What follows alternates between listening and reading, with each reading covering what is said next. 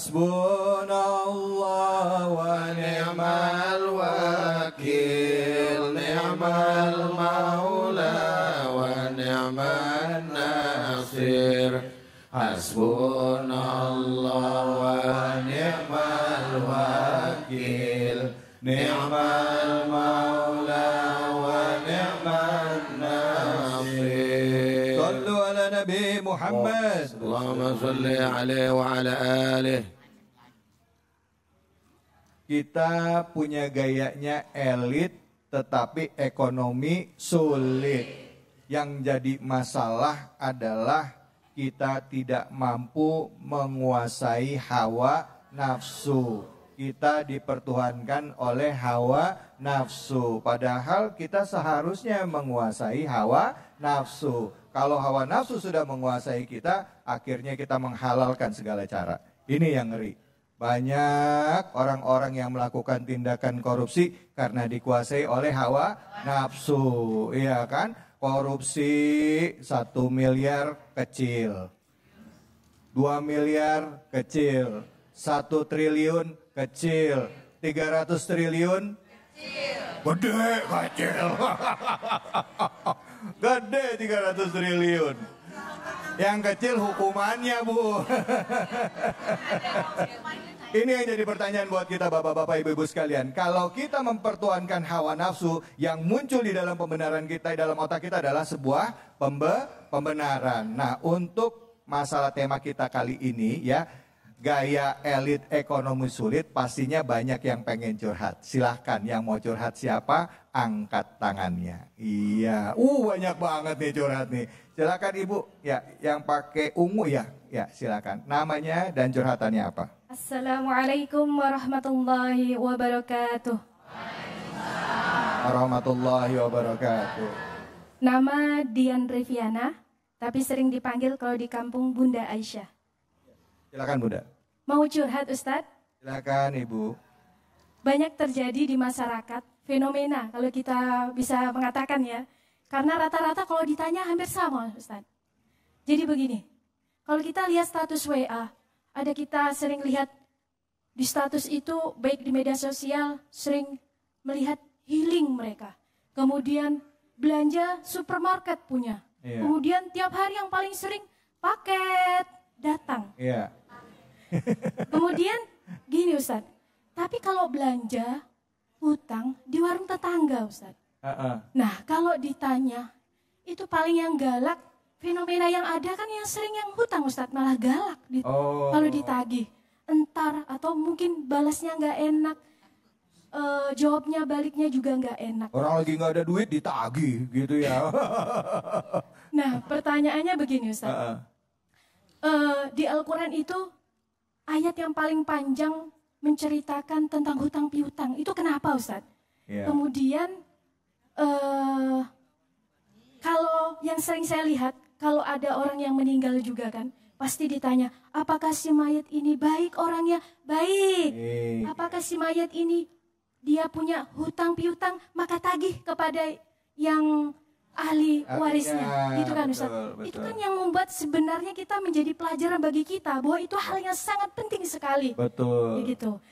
Pertanyaan saya, mohon nasihatnya Ustaz, bagi tentang hutang piutang itu. Ya. Dan apa bahayanya Ustadz, baik di dunia maupun di akhirat. Terima kasih.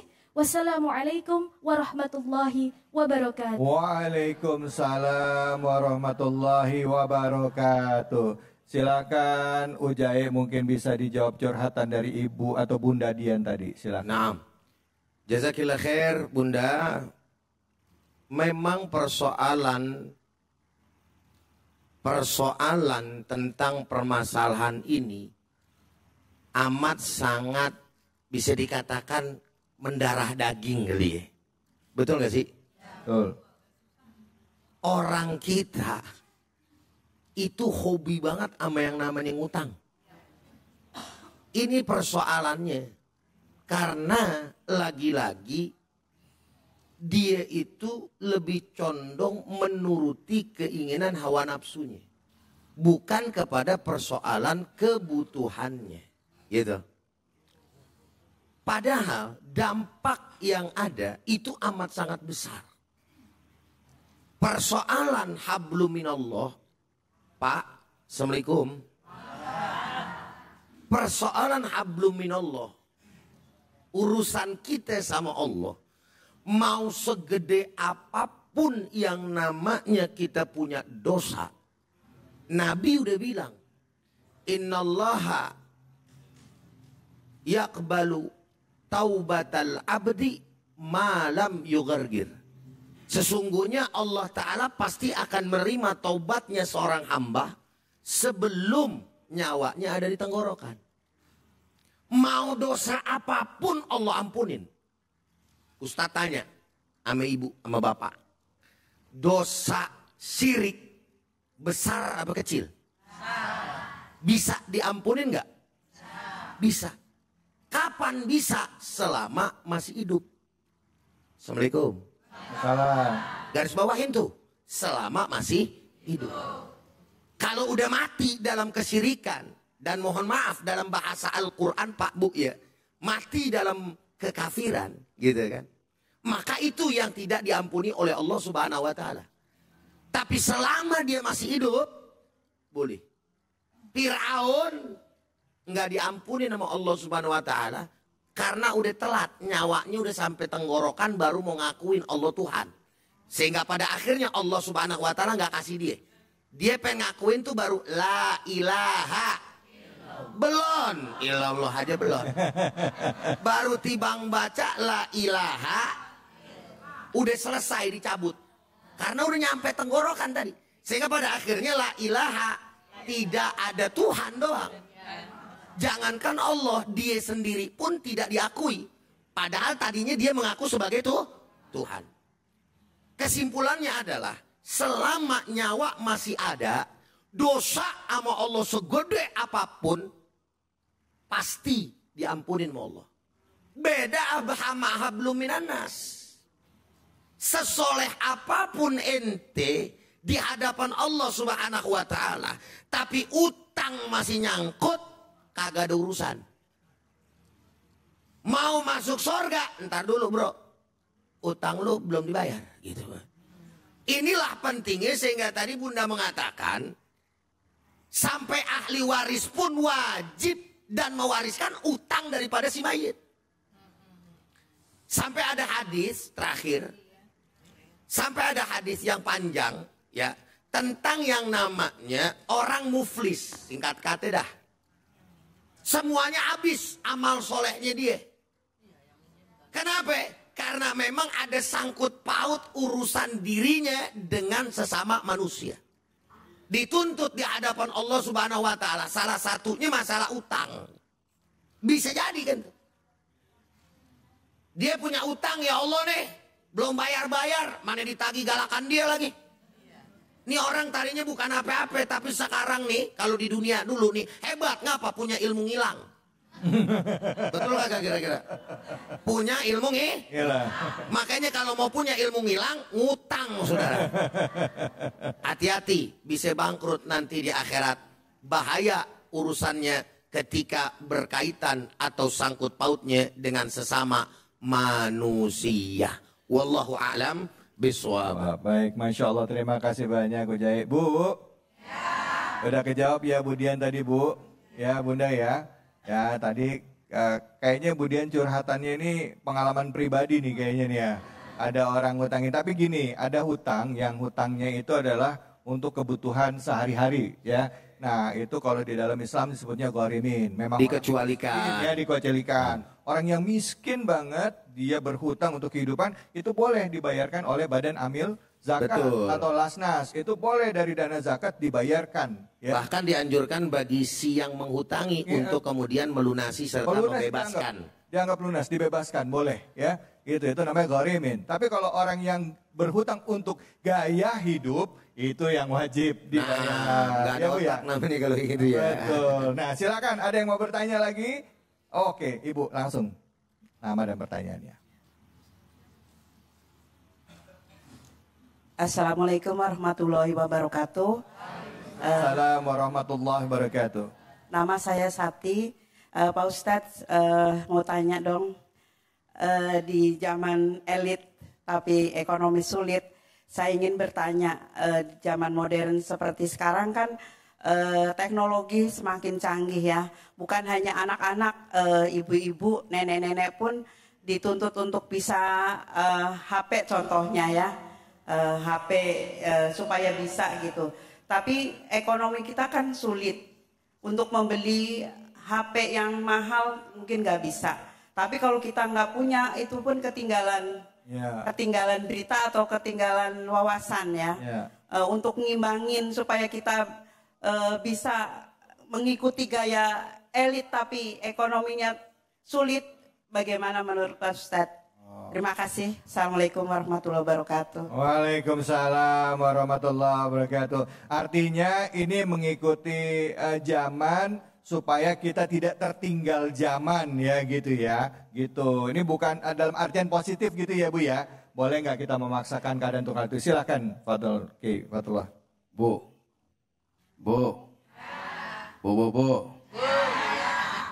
Emang gaya hidup itu penting dan perlu untuk terlihat tampil yang menarik, betul.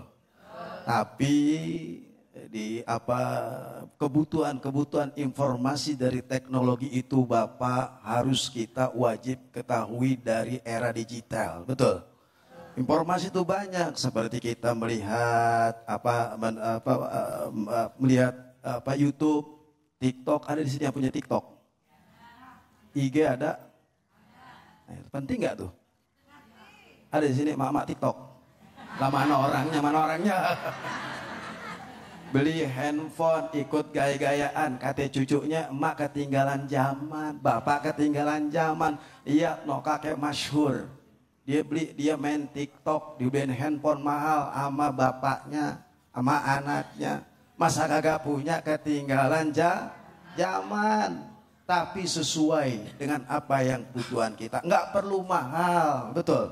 Yang penting bisa komunikasi. Ini punya handphone udah di tangan, Ustaz David. Tiba-tiba marahan satu pengajian.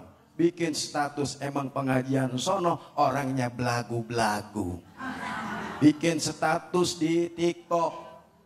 Diupload, mak disuruh joget sama anaknya. Mak joget mak, no. Ibu-ibu makmun, no joget-joget pakai legging. Iya. Diupload ke TikTok. Dan itu adalah yang tidak dibenarkan. Beli handphone yang penting bisa komunikasi, bisa mengupload semua aplikasi, silakan. Enggak dosa.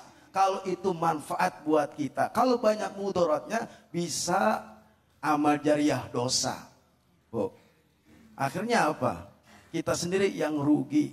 Boleh beli handphone mereknya, tapi jangan ikut-ikutan. Kan handphone setiap tahun mereknya? Modelnya update terus, teknologinya update terus. Kan nggak ada puas-puasnya Bu ya. Udah yang penting handphone saya nggak begitu bagus, tapi bisa komunikasi dan bisa melihat informasi. Dari dunia luar kita bisa lihat. Di Palestina, betul nggak? Di Turki, Indonesia, kejadian gempa bumi, itu penting kita punya handphone. Sekarang kan orang pada jadi wartawan. Betul. Iya, ibu bisa jadi wartawan. Bapak bisa jadi wartawan, Pak.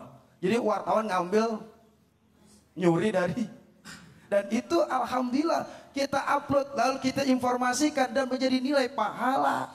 Sarana media teknologi jadikan untuk mencari bekal ibadah kita menghadap Allah Subhanahu. Bu, Pak, paham nggak? Pak Maji biar cepat. Kayak begini, ntar ibu upload di TikTok, pahala nggak? Ini bapak handphone dibawa kamar mandi, dia TikTok. Akhirnya setan yuwas visu sudur. Setan berbisik kepada manusia. Yang penting boleh bergaya tapi lihat kemampuan kita. Jangan turuti hawa nafsu yang datang dari setan. Ya Bu ya. Itu aja. Ibu siapa tadi? Ibu Sakti. Oh nggak mempan dibakar. Iya. Mudah-mudahan ibu paham dan mengerti apa yang ibu tanya saya jawab. Mudah-mudahan menjadi motivasi ya Bu ya. Ya. Baik, terima kasih banyak Ustaz Fatullah. Bu, punya handphonenya canggih, smartphone. Ya, smartphone tapi dipakainya cuma buat WhatsAppan doang atau lihat TikTok. Tapi yang jelas yang namanya smartphone ini tugas dan fungsinya adalah untuk mempermudah kita sebenarnya. Manfaatkan dengan sebaik-baiknya untuk tambah ilmu, nambah wawasan, hindari untuk menggunakan ya untuk hal-hal negatif. Karena ini bisa jadi juga sumber fitnah. Betul apa betul, Bu? Betul apa betul? Apalagi masa pilkada, masa pilpres, ngeri. Saya mendingan gak usah buka deh, ya daripada nanti nambah-nambah nambah-nambah Oh, ragu pelan banget ngomong dosanya ini. Baik, habis ini kita akan ngaji bareng dengan guru kita Kiai Haji Munawir Ngacir. Jadi jangan kemana-mana, tetaplah di program kesayangan kita, Cahaya Hati Indonesia.